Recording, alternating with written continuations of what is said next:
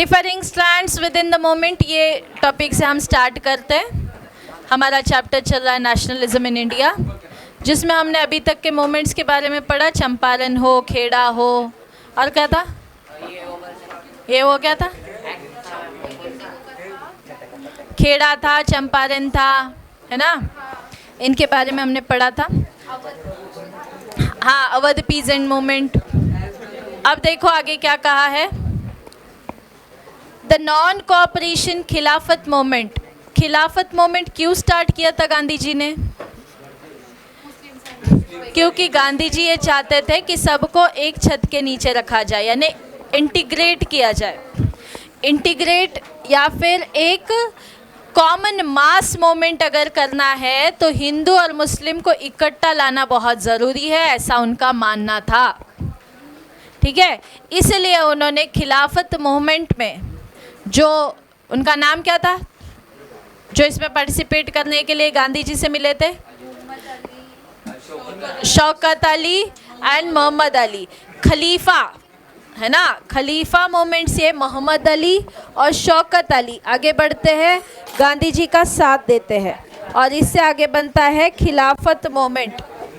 अब ऐसा था ना बेटा कि गांधी जी ने इन दो कम्युनिटीज़ को तो साथ में ले लिया, लेकिन एक समय में गांधी जी इस बात से कतराते भी थे कि अगर वो अस्पृश्य को लेते हैं तो हो सकता है कि लोग उनके अगेंस्ट चले जाए। ये मैं नहीं कह रही, बुक में लिखा है। ठीक है, वो ये उन्हें इस बात का डर भी था एक तरफ, है ना, कि अगर वो हरिजन अस्पृश्य को अगर इकट्ठा करते हैं, हालांकि वो लोग आने के लिए तैयार थे भी, बहुत सारे लोग जो है इनसे मदद की अपेक्षा रखते थे, ये चाहते थे कि गांधी जी इनकी कोई हेल्प करेंगे, लेकिन कांग्रेस पार्टी की तरफ से इनको कोई 100% अप्रूवल कोई मिला नहीं। वो इसलिए नहीं मिला क्योंकि गांधी जी ने इन्हें ये नहीं कहा था कि वो श्योरली इनकी हेल्प कर सकते हैं, क्योंकि गांधी जी को ऐसा डर था कि कहीं अगर उन्होंने इनका साथ दे दिया तो कांग्रेस पार्टी के और लोग इनसे मुंह फेर लेंगे, है ना, और इस डर के कारण वो 100% एश्योरिटी के साथ मदद नहीं कर पा रहे थे। होता ऐसा है कि खिलाफत मूवमेंट बनता है जनवरी 1921 में। कब बनता है? जनवरी 1921 में।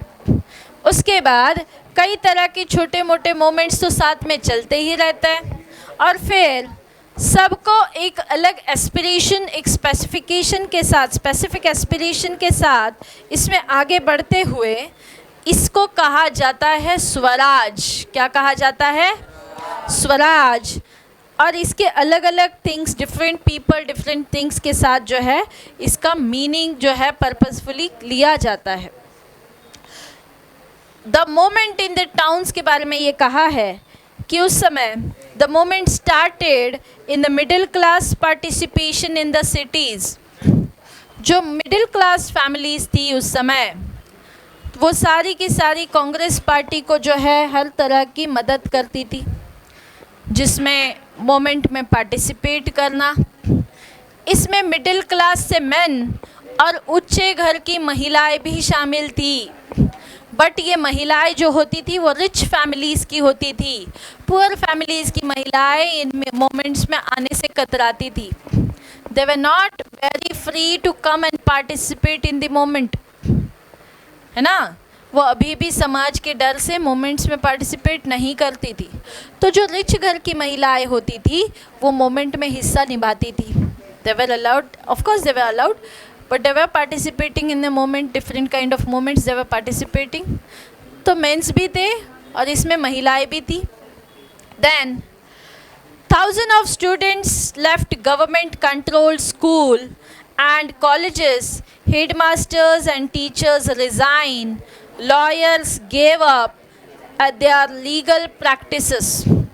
तो बेसिकली क्या करना है हमें? कोऑपरेट नहीं करना है गवर्नमेंट को, बराबर। नॉन कोऑपरेटिव चल रहा है ना हमारा, तो नॉन कोऑपरेटिव में किस तरह से नॉन कोऑपरेट चलेगा? तो बच्चे स्कूल जाना बंद कर देते हैं क्योंकि स्कूल गवर्नमेंट रेगुलेट करती थी। लॉयर्स लीगल प्रैक्टिस बंद कर देते हैं, क्योंकि लॉयर यानी कि जुडिशियरी गवर्नमेंट प्रैक्टिकल हैंडल करती थी। गवर्नमेंट ऑफिसेस में स्टाफ जाना बंद कर देता है। उसके बाद the council elections were boycotted in the most provinces. जो काउंसिल के इलेक्शंस होते थे इन्हें भी बॉयकॉट करा दिया गया, except Madras were the justice party, the party of the non Brahmins. देखो अभी मैंने कहा ना, so the councils were boycotted in the most provinces. Main 3 provinces हुआ करते थे, मद्रास, बॉम्बे एंड कोलकाता, या फिर बंगाल कह सकते। तो इन 3 प्रोविंसेस में पहले तो मद्रास इसे हटा दिया गया, एक्सेप्ट मद्रास कहते हैं। The council elections were boycotted in the most provinces except Madras, were the justice party, the party of the non Brahmins. शुरू में ही हमने बात की, ये इनसे जो है इन्हें लगता था कि कांग्रेस पार्टी में भी क्या करेगी, अलाउड नहीं करेगी, इसलिए उन्हें पहले ही हटा दिया गया। Where the Justice Party, non-Brahmins felt that entering the council was the only way of gaining some power, something that usually only Brahmins had access to, है ना। लेकिन इस पार्टी में इन्वॉल्व होना उनके बस की बात नहीं रही।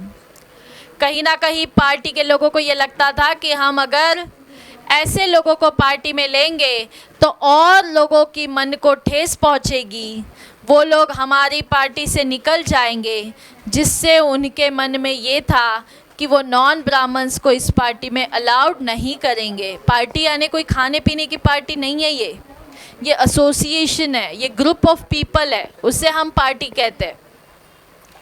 Then the effects of non cooperation on the economic front were more dramatic.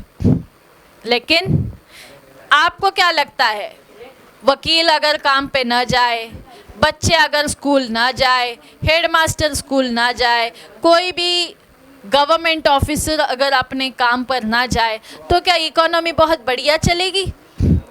Of course not. And the same thing happens, इसके इफेक्ट्स हमें इकोनॉमी में दिखने लगे। And then foreign goods were boycotted.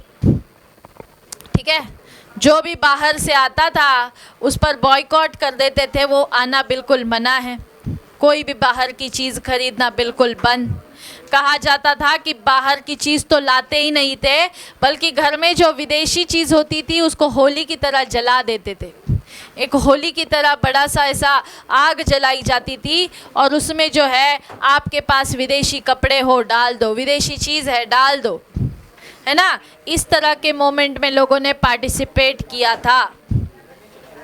विदेश से एक ट्रक आ रहा था विदेशी माल का भरा हुआ, विदेशी माल का भरा हुआ ट्रक आ रहा था। तो एक बाबू गेनू नाम का आदमी था, बाबू गेनू।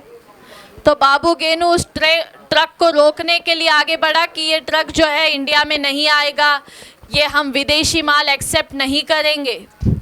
लेकिन अंग्रेज़ों के कहने पर वो ट्रक रोका नहीं गया और आगे ट्रक चलता रहा, है ना। तो बाबू गेनू को कुचलता हुआ वो ट्रक आगे बढ़ जाता है। तो इसीलिए उसका नाम तब से आया है हुतात्मा बाबू गेनू। क्या नाम है उनका? हुतात्मा, महात्मा नहीं, हुतात्मा बाबू गेनू। ठीक है, शहीद हो जाते हैं एक तरीके से वो देश के लिए, ऐसा माना गया, क्योंकि वो एक मोमेंट के हिस्सेदार थे। कौन सा मोमेंट चल रहा है? Non cooperative moment. कौन सा मोमेंट? आगे देखो, liquor shop were picketed. Picketed यानी दुकान के सामने रुक जाते हैं लोग, ताकि दुकान से कोई खरीदी ना कर पाए, है ना। आई बात समझ में? क्या किया जाता है कि उसमें कोई जाए ना, उसे एंट्रेंस को ही बंद कर देते हैं, ताकि उस दुकान में कोई आगे ना बढ़े, कोई उससे खरीदारी ना करे।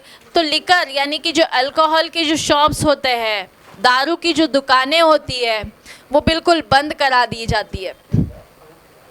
And foreign cloth burn in huge bonfires, है ना, बहुत, जैसे मैंने अभी कहा कि होली की तरह जलाया जाता था, उस पर सारे कपड़े, जो भी जितना भी विदेशी सामान, वो उस पर डालकर जला देते थे.